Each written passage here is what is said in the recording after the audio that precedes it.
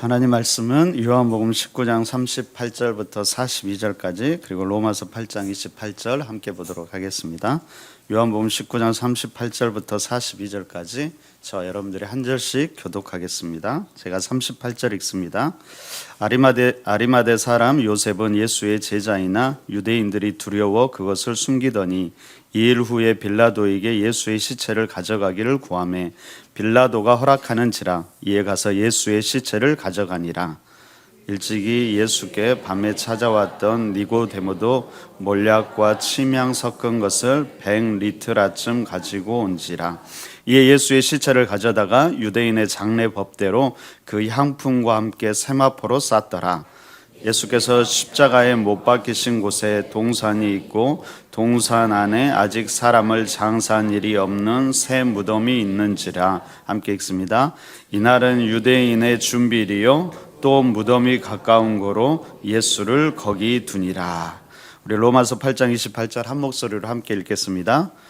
우리가 알거니와 하나님을 사랑하는 자, 곧 그의 뜻대로 부르심을 입은 자들에게는 모든 것이 합력하여 선을 이루느니라. 아멘. 자, 오늘은 수위에 담긴 우리 하나님의 약속을 살펴보려고 합니다. 그럼 목회자가 되면 참 많이 가는 곳이 있어요. 어딜까요? 장례식장이죠.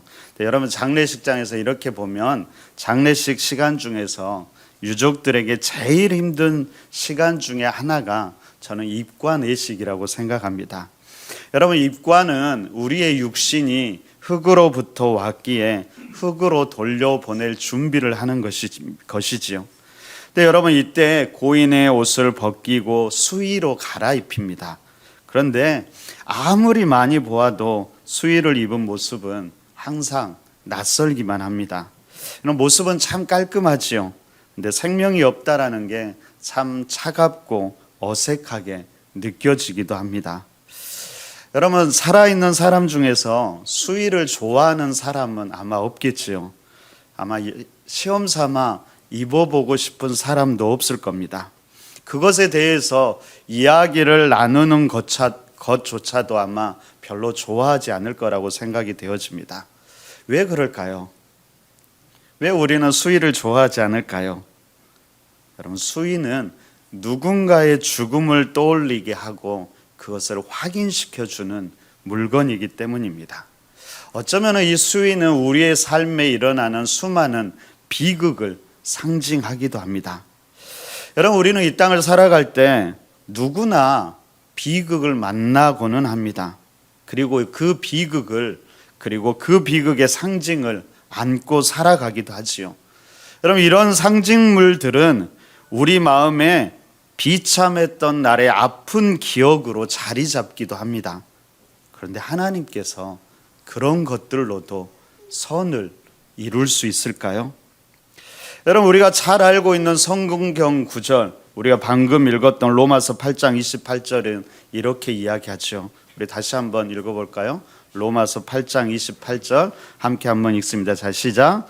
우리가 알거니와 하나님을 사랑하는 자, 곧 그의 뜻대로 부르심을 입은 자들에게는 모든 것이 합력하여 선을 이루느니라. 아멘. 이 말씀을 우리는 정말 믿을 수 있을까요? 여러분, 이 말씀의 핵심은 모든 것이 합력하여 선을 이룬다라는 것이지요. 아마 여기에서 말하는 모든 것이란 우리에게 기쁨으로 다가오는 일보다 어려움과 아픔으로 다가오는 일들이 많을 겁니다. 여러분, 다시 말하면 하나님을 사랑하는 자, 곧 그의 뜻대로 부르심을 입은 자들에게는 아무리 큰 어려움과 아픔이 있을지라도 그것이 결국에는 합력해서 선을 이룬다는 것이지요. 여러분들은 이 말씀을 진짜로 믿습니까? 아멘 하시는 분들 진짜로 믿으세요? 아무리 큰 어려움과 아픔이 있을지라도 결국에는 하나님께서 합력하여 선을 이룬다는 것을 내가 과연 믿을 수 있는가? 그럼 더 중요한 것은 과연 그러면 이 모든 것에 어디까지 포함될 수 있을까요? 어느 날 갑자기 병원에 갔는데 건강검진을 하고 났더니 암 선고를 받습니다. 합력하여 선을 이루는 모든 것에 이것도 포함될까요? 어느 날 갑자기 사랑하는 사람의 죽음을 맞게 됩니다. 모든 것에 이것도 포함될 수 있을까요? 어느 날 갑자기 잘 다니고 있던 직장에서 해고가 되고 사업의 부도 위기에 처하게 됩니다. 합력하여 선을 이루는 모든 것에 이것도 포함될 수 있을까요? 학생들은 정말 열심히 공부했는데 대입처럼 내 인생을 결정하는 중요한 시험에서 원하는 성적이 나오지 않아서 원하는 데를 가지 못합니다. 모든 것에 이것도 포함될 수 있을까요? 청년들이 계속해서 회사에 지원하는데 계속해서 실패합니다. 사귀던 사람과도 뜻하지 않게 헤어집니다. 모든 것에 이것도 포함될까요? 여러분, 요한은 아마도 그렇다라고 우리에게 말할 것입니다. 요한은 그런 우리에게 하나님은 어떤 비극이라도 승리로 바꿀 수 있다라고 우리에게 말해주고 있습니다. 여러분, 물론 요한은 그 전제도 이야기하지요. 하나님을 사랑하는 자, 곧 그의 뜻대로 부르심을 입었음을 잊지 않는 자들입니다. 여러분, 오늘 본문을 다시 한번 읽어볼까요? 우리 38절부터 42절까지 저와 여러분들이 한 절씩 다시 한번 읽도록 하겠습니다. 제가 38절 읽습니다. 아리마다의 사람 요셉은 예수의 제자이나 유대인이 두려워 그것을 숨기더니 2일 후에 빌라도에게 예수의 시체를 가져가기를 구하매 빌라도가 허락하는지라. 이에 가서 예수의 시체를 가져가니라. 일찍이 예수께 밤에 찾아왔던 니고데모도 몰약과 침향 섞은 것을 100리트라쯤 가지고 온지라. 이에 예수의 시체를 가져다가 유대인의 장례 법대로 그 향품과 함께 세마포로 쌌더라.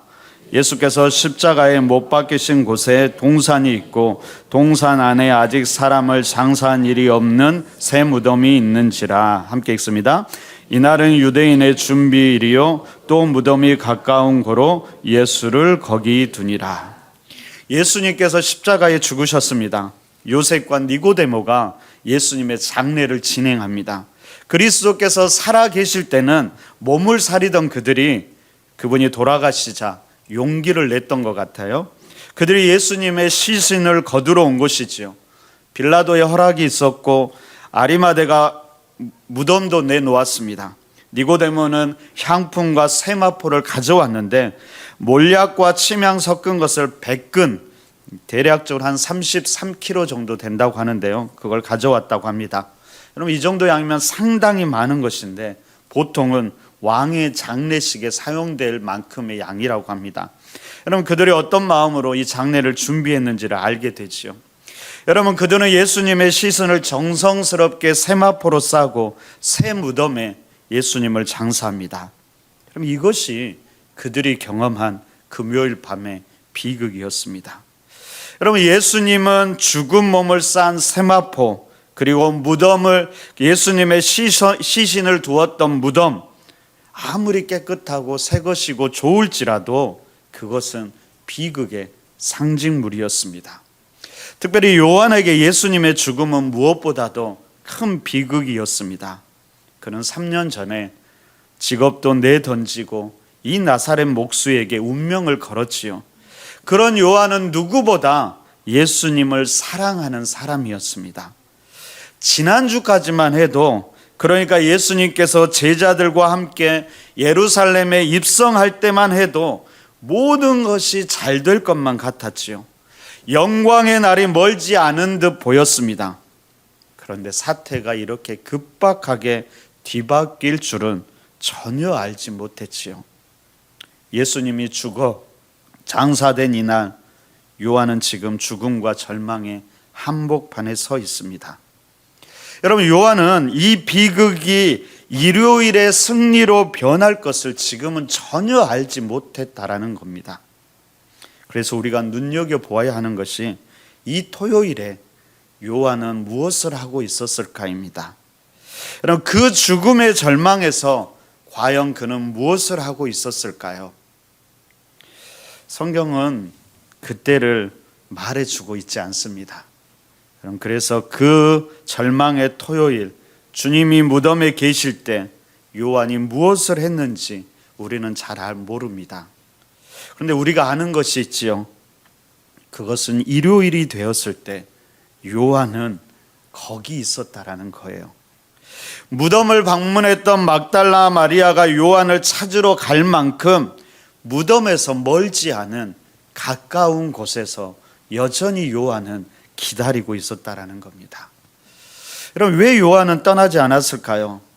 예수님의 많은 제자들도 떠나갔고 예수님의 죽음으로 자신의 모든 꿈과 소망도 사라져 버렸는데 왜 그는 그 자리를 지키고 있었을까요? 부활을 소망했을까요? 아닐 겁니다. 예수님은 이미 죽으셨고 이미 죽은 자가 다시 살아난다라는 것, 그것은 결코 상상할 수 없는 일이었지요. 사랑하는 친구, 스승의 죽음은 그에게 소망을 주는 것이 아니라 그를 절망케 하는 것이었습니다. 그런데도 그는 왜 거기에 있었을까요? 바로 사랑 때문이지요. 요한복음 13장 23절에서는 이렇게 이야기합니다. 예수의 제자 중 하나, 곧 그가 사랑하는 자가 예수의 품에 의지하여 누웠는지라. 여러분, 예수님은 요한을 누구보다 사랑했고요, 요한도 그런 예수님을 누구보다도 사랑했습니다. 그래서 요한복음은 그런 요한을 뭐라고 이야기하냐면요, 예수께서 사랑하는 제자라고 말합니다. 요한에게 예수님은 사랑하는 자였습니다. 여러분, 어떤 사람에게 예수님은 기적을 행하는 사람입니다. 어떤 사람에게 예수님은 치료자가 되시지요. 어떤 사람에게 예수님은 위대한 스승입니다. 어떤 사람에게 예수님은 이스라엘의 희망이 됩니다.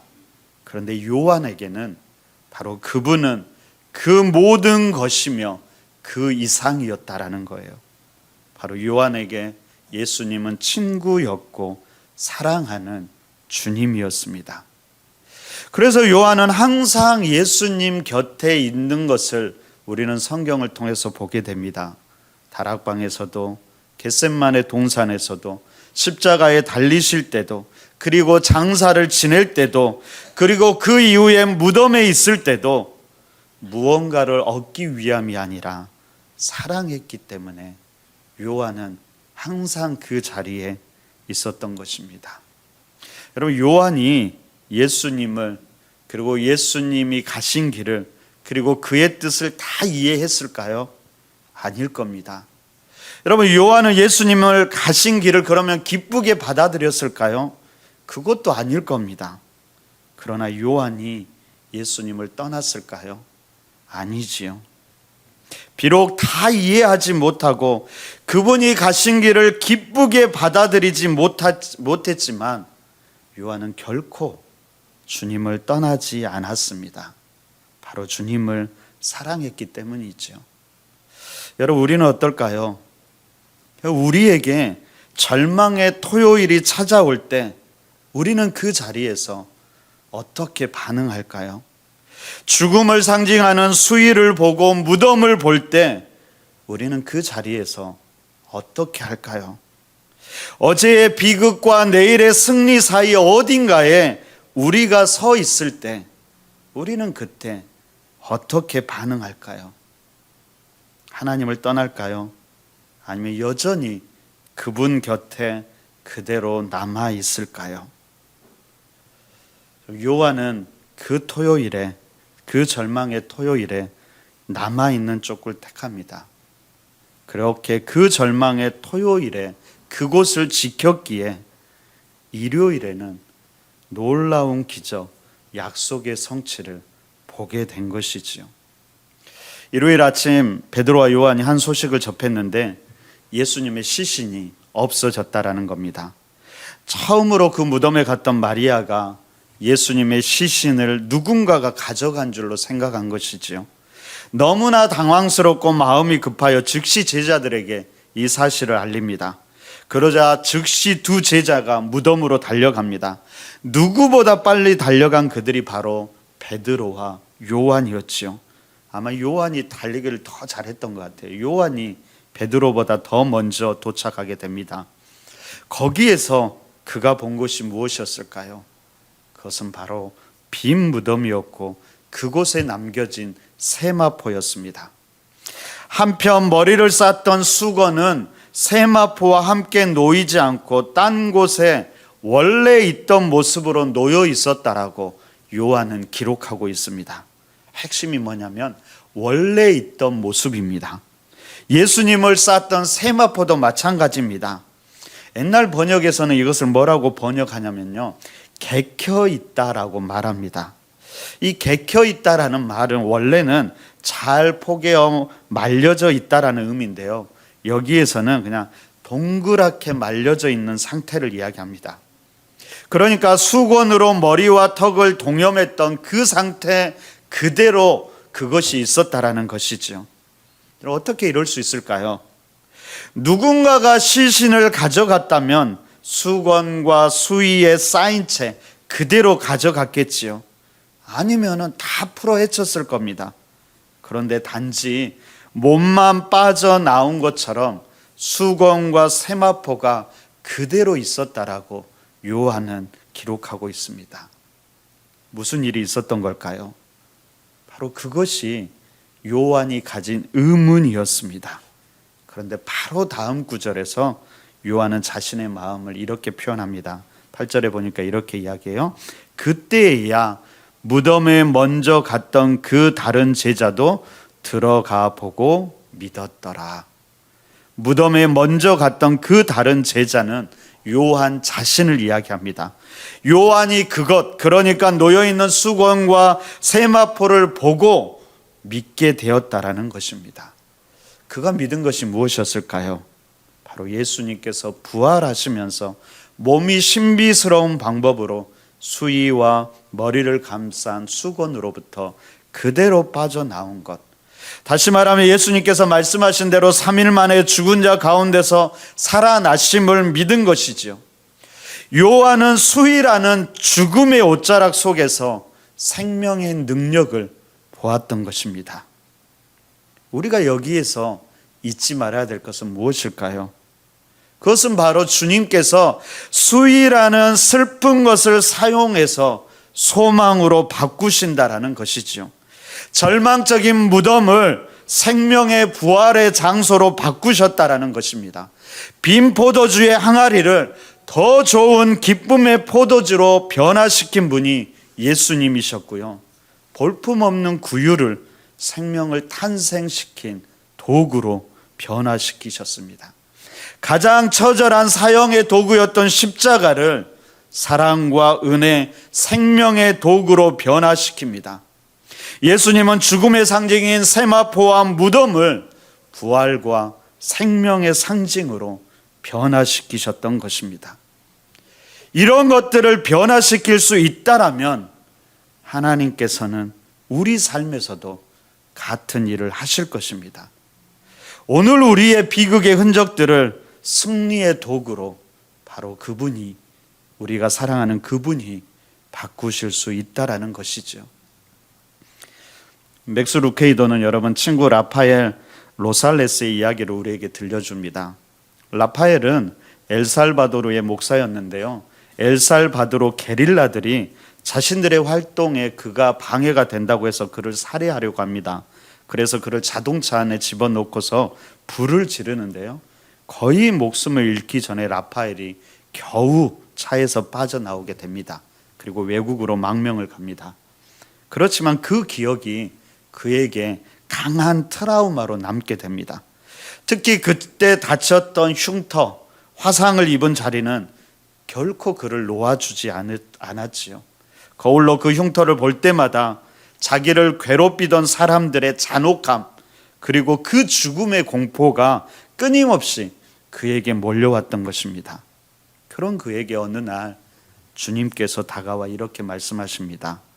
라파엘아, 그들이 나에게도 똑같은 것을 했단다. 그것이 내가 너를 위해 당한 일이다. 그 음성과 하나님의 위로하심을 통해 라파엘은 자신의 흉터를 그때부터 다르게 보기 시작합니다. 이제 그 흉터는 고통을 다시 생각하게 하는 것이 아니라 주님의 희생과 사랑을 깨닫게 해주는 도구가 된 것이지요. 그러면서 그 흉터를 볼 때마다 주님이 자신을 얼마나 사랑하는지 다시 감격 가운데 나아갔다라고 합니다. 그럼 이런 변화가 우리에게도 일어날 수 있을까요? 오늘 요한은 그 죽음의 자리에서 그렇다라고 우리에게 다시 한번 이야기합니다. 그리고 요한은 자신의 삶의 자리로 우리를 초대하고 있는 것이지요. 그것은 주님이 주님의 곁에 머물러 있는 것이었습니다. 어떠한 상황 속에서도 그 주님을 떠나지 않는 것이지요. 그럼 로마서 8장 28절 우리가 다시 한번 읽어볼까요? 우리 한 목소리로 다시 한번 읽도록 하겠습니다. 자, 시작. 우리가 알거니와 하나님을 사랑하는 자 곧 그의 뜻대로 부르심을 입은 자들에게는 모든 것이 합력하여 선을 이루느니라.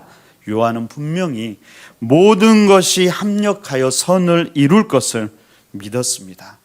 더 중요한 것은 자신의 생각으로는 전혀 그럴 것 같지 않고 도무지 상상할 수 없는 환경이었지만 여전히 요한은 주님의 곁을 지키고 있었다라는 것입니다. 예수님의 뜻을 다 이해하지 못했고 늘 수긍한 것도 아니었지만 요한은 그분을 사랑했기 때문에 그 사랑 때문에 그분 곁을 끝까지 머물러 있었던 것이지요. 우리가 알거니와 하나님을 사랑하는 자 곧 그의 뜻대로 부르심을 입은 자들에게는 모든 것이 합력하여 선을 이루느니라. 그 모든 것 안에 지금 여러분들이 겪고 있는 그 아픔과 고통이 있음을 잊지 마시기 바랍니다. 사랑하는 이를 떠나보내는 것도, 갑자기 찾아온 질병도, 갑자기 찾아온 실직도 결국에는 합력하여 선을 이루실 것을 믿으시기 바랍니다. 하나님이 그렇게 하실 것입니다. 하나님께서 가장 비극적인 무덤과 수위를 통해 요한의 삶을 변화시켰다라면 바로 우리의 그 비극을 사용해서 우리의 삶도 변화시켜 가실 것입니다. 그럼 교회 앞에 길가의 기도라는 문구가 있어요. 어떤 건지 아세요? 한 분도 안 보셨어요? 상처마다 꽃이 피고 눈물마다 별이 뜨길 기도합니다. 아마도 박노해 시인의 첫 마음의 길이라는 한 문장이었던 것 같습니다. 그럼 비슷한 것이 서양 속담에도 있는데 이렇습니다. Scars into stars. 스카 스타 비슷하잖아요. Scars into stars라는 말로 상처가 별이 된다라는 말입니다. 바로 하나님을 사랑하는 자, 바로 그에게 하나님께서 그런 은혜를 베풀어 주실 것이라고 믿습니다. 여러분, 우리는 지금 토요일이라는 절망의 자리에 서 있습니다. 예수님은 지금 죽어 장사되었지요. 죽음을 상징하는 무덤을 바라보아야 하고요. 모든 것이 끝난 것 같은 그 자리입니다. 하지만 또한 우리가 서 있는 이 자리는 부활의 기쁨을 누리기 불과 몇 시간 전이라는 사실도 우리는 성경을 통해서 잊지 않았으면 좋겠습니다. 여전히 우리가 이 자리에 주님 곁에 서 있다라면 우리는 반드시 찬란한 부활의 아침을 맞이하게 될 것입니다. 바로 그 은혜가 우리 삶 가운데 특별히 여러 가지로 힘들어하는 여러분 안에 함께 하시기를 간절히 바랍니다. 아멘. 기도하겠습니다. 주님, 절망과 같은 이 토요일 아침에 하나님, 우리가 다 이해하지 못할지라도 주님 옆에 우리가 서 있게 하여 주옵소서. 주님을 사랑하기에 이 자리를 끝까지 지켜나가게 하여 주시고, 하지만 하나님, 오늘 성경을 통해서 그 절망이 다시 부활의 소망과 찬란한 아침을 맞이한 것처럼 우리의 모든 아픔도 하나님 소망과 부활의 찬란한 아침을 맞이하게 하여 주옵소서. 주님을 사랑합니다. 예수님 이름으로 기도드립니다.